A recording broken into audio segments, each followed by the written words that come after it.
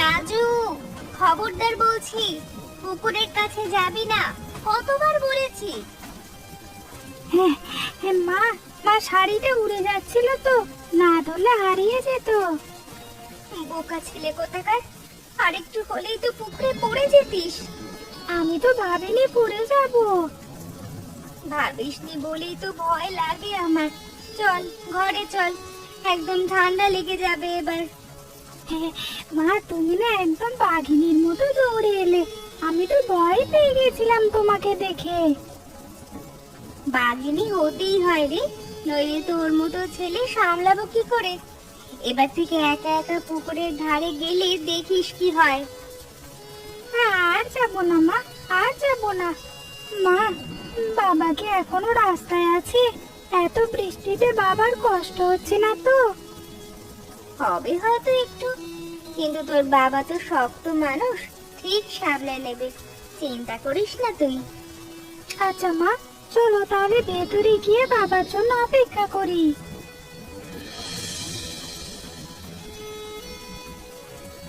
এ কি অবস্থা করেছো গায়ে? সেই কখন বেরিয়েছো, এতক্ষণে ফেরার সময় হলো তোমার? কি করব বলো তো, ছাতাটা মাঝপথেই দমকা হাওয়ায় উল্টে গেল। ভাবলাম দৌড়ে চলে আসি। বাবা, তুমি তো একদম বরফের মতো ঠান্ডা হয়ে গেছো, তোমার গায়ে জ্বর আসবে এখন। আরে না রে বাবা, তোর মতো সোনার ছেলে থাকতে আমার জ্বর হবে কেন? তবুও তুমি একবার এবার থেকে ছাতা ছাড়া বের হবে না, ঠিক আছে? আচ্ছা বাবা, শুনবো তোর কথা। তাহলে কালকে থেকে রোজ ছাতা নিয়ে বেরোবে তো? রোজ না, রোজ না রে পাগল, দরকার হলে নেব।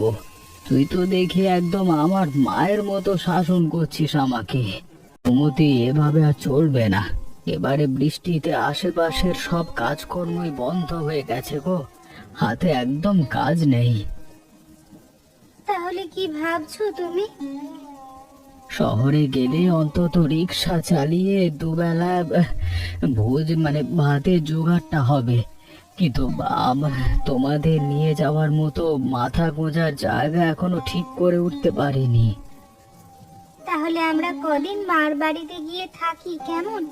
তুমি গুছিয়ে নাও, তারপর এসে নিয়ে যেও আমাদের। এটাই ভালো হবে মনে হয়। কি রে রাজু, নানু বাড়ি যাবি তো? নানু বাড়ি?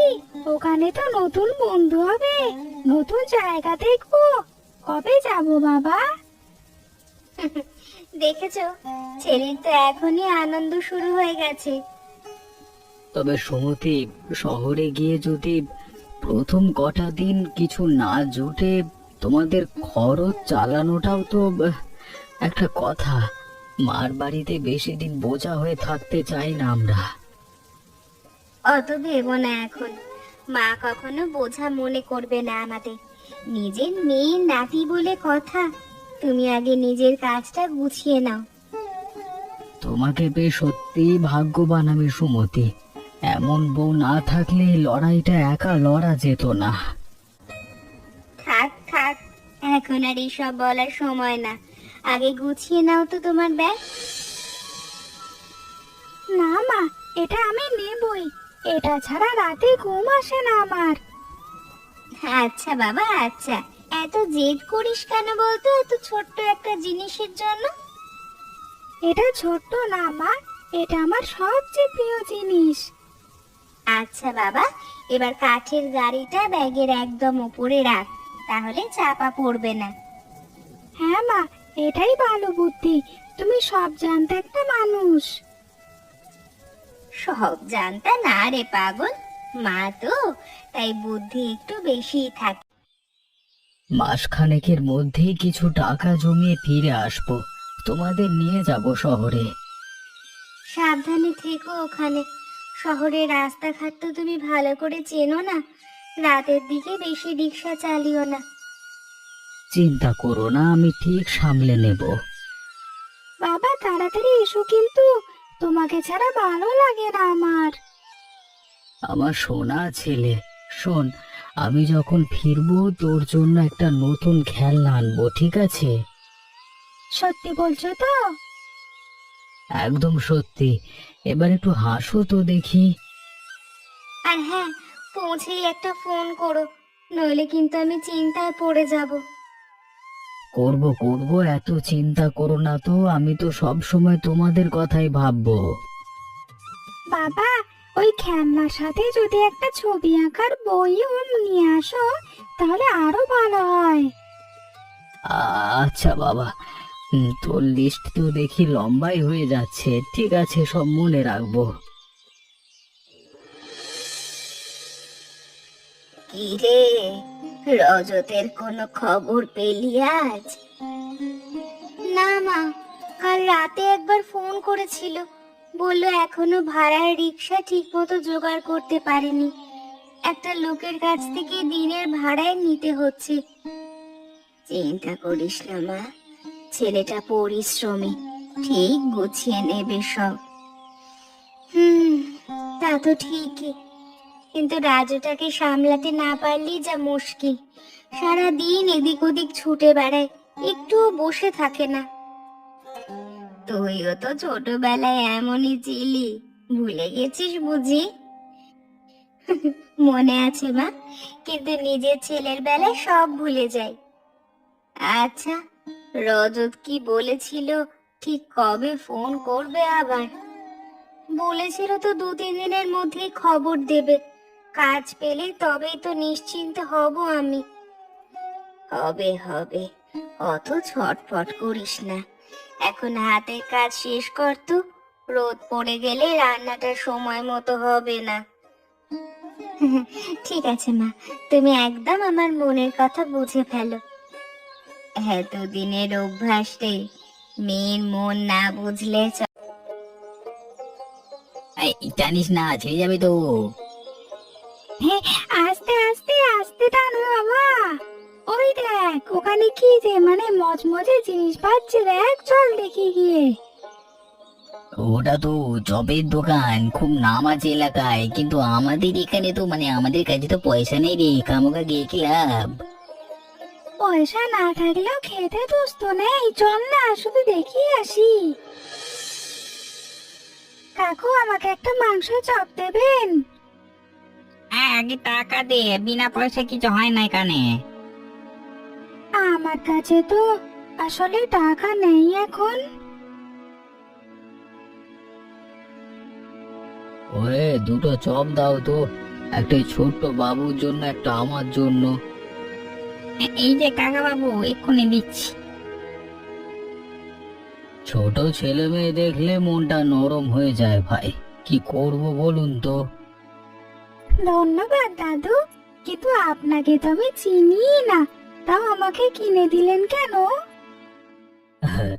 চেনার দরবার মানে দরকার কি বাবা, খিদে পেলে সবাই তো একই রকম দেখতে লাগে সবাইকে। খাও খাও, গরম গরম খাও। বাহ, এত মজা! এমন চপ তো কখনো খাইনি। এর চেয়েও ভালো চপ বানাতে জানেন একজন, চলো তো তোমাকে চেনাই তাকে। তা বাবা, তোমার নাম কি, বাড়ি কোথায় তোমার? আমার নাম রাজু, আমরা গ্রামেই থাকি, কিন্তু বাবা শহরে রিক্সা চালাতে গেছে, তাই আমি আর মা এখন নানু বাড়িতে আছি। বাবা শহরে গেছে, আচ্ছা। আর ঠাম্মা দাদু নেই তোমার? না, দাদু ঠাম্মা তো অনেক আগেই মারা গেছেন, আমি দেখিনি তাদের। আমরাও তো কেউ মানে আমারও তো কেউ নেই বাবা, এ বয়সে সঙ্গ দেওয়ার মতো। তোমার মতো একটা নাতি থাকলে বেশ হতো। তাহলে আমি মাঝে মাঝে এসে আপনার সাথে গল্প করবো দাদু, কেমন? সত্যি বলছো বাবা? তাহলে তো আমার এই বুড়ো মনটা আজই ভরে গেল। ও, শোনো তো, কে এসেছে দেখো।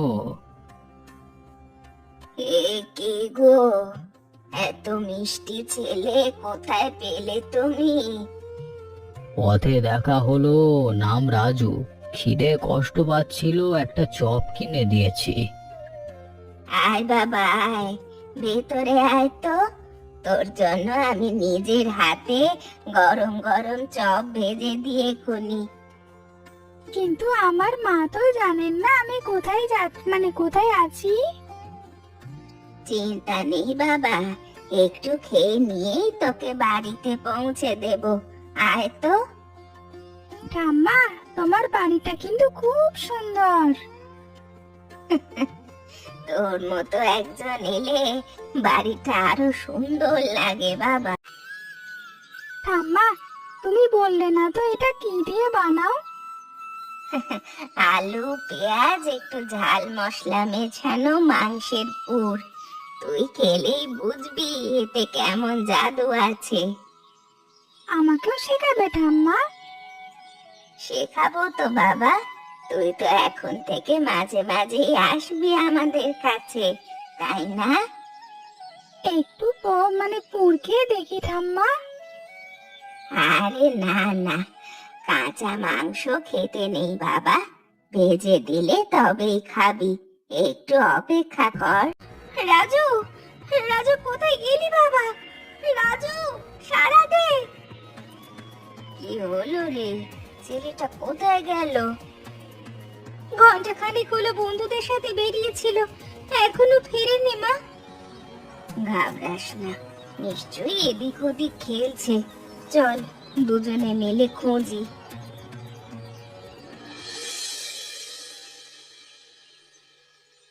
রাজু, তুই এখানে? আমি সারা গ্রাম খুঁজে বেরিয়েছি তোকে। দুঃখিত মা, আমি তো শুধু চপের গন্ধে এসে পড়েছিলাম, তারপর দাদু নিয়ে এলেন এখানে। মা রাগ করো না, ওর উপর রাগ করো না। ছেলেটা খিদে কষ্ট পাচ্ছিল, আমি টেনে নিয়ে এসেছি। ভুলটা আসলে আমারই, না বলে নিয়ে আসা ঠিক হয়নি। না না কাকু, আপনি তো ভালো মনেই করেছেন, কিন্তু রাজু, না বলে কোথাও যাওয়া তো একদম ঠিক না, তাই না? হ্যাঁ মা, আর হবে না এমন। মা, তোমার ছেলেটা সত্যি খুব মিষ্টি। আমাদের তো কোনো সন্তান নেই, ওকে দেখে মনটা ভরে গেল আজ। আপনারা তো খুবই ভালো মানুষ।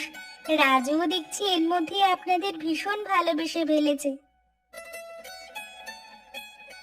আরে নরেশ দা, শুনেছেন এবারের গ্রামের মেলায় প্রথমবার সেরা চপ প্রতিযোগিতা হচ্ছে। এবার জিতলে বাজারে একদম স্থায়ী একটা দোকানের জায়গা বিনামূল্যে দেওয়া হবে। সত্যি বলছেন গৌর? আহা, এ বয়সে যদি একটু শক্তি পেতাম, নিজে নেমে পড়তাম প্রতিযোগিতায়। তোমার হাতের চপ তো এমনিতেই এলাকার সেরা, প্রতিযোগিতায় নামলে কেউ পাত্তাই পাবে না। কিন্তু শুনেছি এবার সব দেখো নাকি নাম করে এক ব্যবসায়ী আসছে, নাম হারান শেঠ। তার এই শেঠ ভাজা দোকানে তো নাম পুরো এলাকায় ছড়িয়ে পড়ছে। কাকু, আপনারা কেন নামছেন না প্রতিযোগিতায়? আপনাদের হাতের চপ তো সত্যিই অসাধারণ। ইচ্ছে তো অনেক মা, কিন্তু এই বুড়ো শরীর নিয়ে একা একা দোকান সামলানো, রান্না করা সবটা তো সহজ না। কাকু, রজত যখন ফিরবে ওকে বললে ও নিশ্চয়ই সাহায্য করবে আপনাকে। ওর গায়ে অনেক জোর, দোকান সামলানো এসবও অনায়াসে করতে পারবে। তাই যদি হয় মা, তাহলে তো মন্দ না। কিন্তু প্রতিযোগিতার রেজিস্ট্রেশন ফি আর উপকরণ কেনার জন্য তো কিছু টাকা লাগবে, সেটাও যা একটু চিন্তার। দাদা, দাদা, ভাড়াটা তো দিলেন না। মন খারাপ করো না ভাই, এমন তো প্রায় হয়। সাবধানে থেকো এরপর থেকে। কি আর করা যাবে বলুন, রোজই তো নতুন করে লড়তে হয় এখানে। চলো আজকে রাতে আমার সাথে খেয়ে নিও, একে একে কষ্ট পেও না। ধন্যবাদ দাদা, আপনাদের মতো মানুষ আছে বলেই তো এখনো টিকে আছে এই শহরে। আজকের আজকের দিনটাই খারাপ যাচ্ছে বলে মনে হয়। কটা টাকা দিয়ে হবে না ভাই, রোজকার ভাড়া তো বাকি থেকে যাচ্ছে তোমার। দাদা, আর কটা দিন সময় দিন আমাকে। আজকে একজন যাত্রী ভাড়া না দিয়েই পালিয়ে গেল, তাই এমন হলো। এসব অজুহাত রোজ শুনতে শুনতে ক্লান্ত হয়ে গেছে ভাই। কালকে থেকে রিক্সা নিয়ে আর আসতে হবে না তোমাকে। দাদা একটু বুঝুন, আমার পরিবার আমার কাছে অনেকেই আসে এমন কথা নিয়ে ভাই। ব্যবসা তো চালাতে হবে আমাকেও, তাই না? ঠিক আছে দাদা, বুঝেছি। তুমি এত তাড়াতাড়ি? কিছু হয়েছে নাকি গো? শহরে কিছুই হলো না সুমতি, রিক্সাও হাতছাড়া হয়ে গেল আমার, একদম খালি হাতে ফিরে এলাম। বাবা তুমি খেলনা আনুনি আমার জন্য? এবারে আনতে পারিনি বাবা, পরের বার যখন যাব নিশ্চয়ই নিয়ে আসবো, প্রমিস। ঠিক আছে বাবা, তুমি ফিরে এসেছো এটাই অনেক। তোর মতো ছেলে থাকতে আমার আর কিচ্ছু চাই না রে। জানো, এখানে থাকতে থাকতে রাজুর সাথে এক বৃদ্ধ দম্পতির খুব ভাব হয়ে গেছে। মানুষগুলো সত্যিই ভালো, একদম নিজের সন্তানের মতো আদর করেন রাজুকে।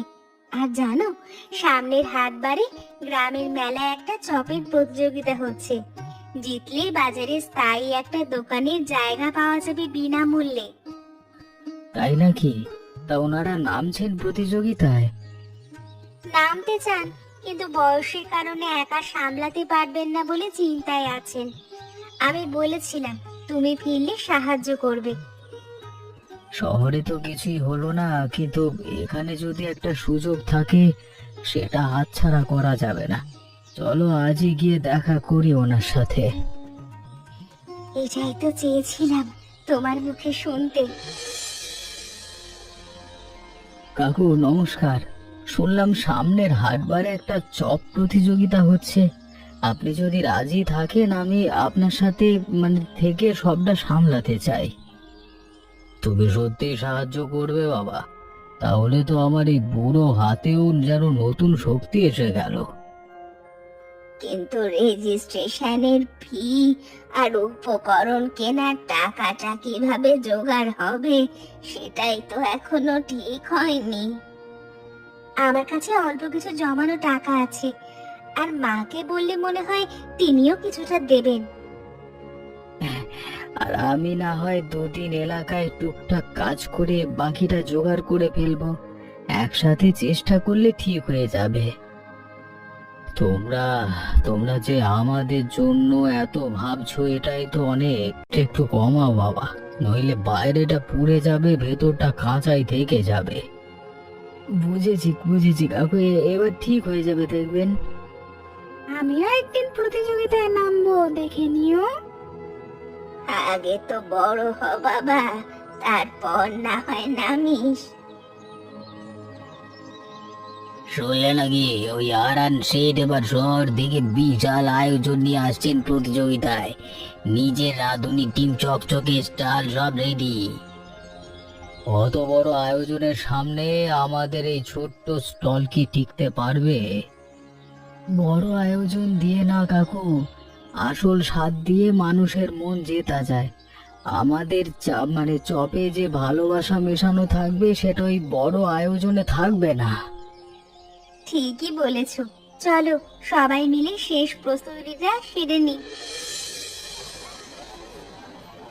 ওদের দোকানটা দেখো কত ঝলমলে, আমাদেরটা তো একদম সাদা মাটা। সাজ দিয়ে বিচার করা হবে না কাকিমা, স্বাদ দিয়ে হবে, আমাদের হাতে সেটাই আছে। দেখলে তো সবাই ওদিকেই যাচ্ছে। এত চিন্তা করো না, একবার কেউ খেলে দেখবে আর ফিরে আসবে না। বাহ, এ তো অসাধারণ স্বাদ।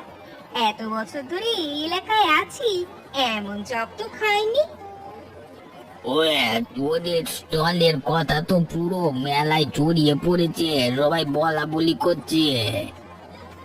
হাত তো একদম ফাঁকা হচ্ছে না আজ। এত বছরে আজকের মতো ভিড় কখনো দেখিনি। আজকের প্রতিযোগিতায় অংশগ্রহণকারী প্রত্যেককে ধন্যবাদ। বিচারকদের বিচারে সেরা কয়েকটি স্টল বেছে নেওয়া হয়েছে, আর একদম শেষে ঘোষণা করা হবে বিজয়ীর নাম। মা, আমার বুক কাঁপছে। আমারও রে বাবা, এবার শুধু অপেক্ষা। সেটাই তো আসল কথা মা, ফলাফল যাই হোক না কেন। তৃতীয় স্থান, দ্বিতীয় স্থান আর সবার আগ্রহের সেরা প্রথম স্থানের নামটা ঘোষণা করবো একদম এখনই। প্রথম স্থান অধিকার করেছে নরেশ বাবুর দাদুর বাড়ির মাংসের চপ স্টল। আমরা জিতেছি, আমরা জিতেছি। দেখলে, তোমার হাতের চপই শেষমেশ বাজিমাত করলো। তাহলে এবার বাজারে আমাদের একটা নিজেদের দোকান হবে।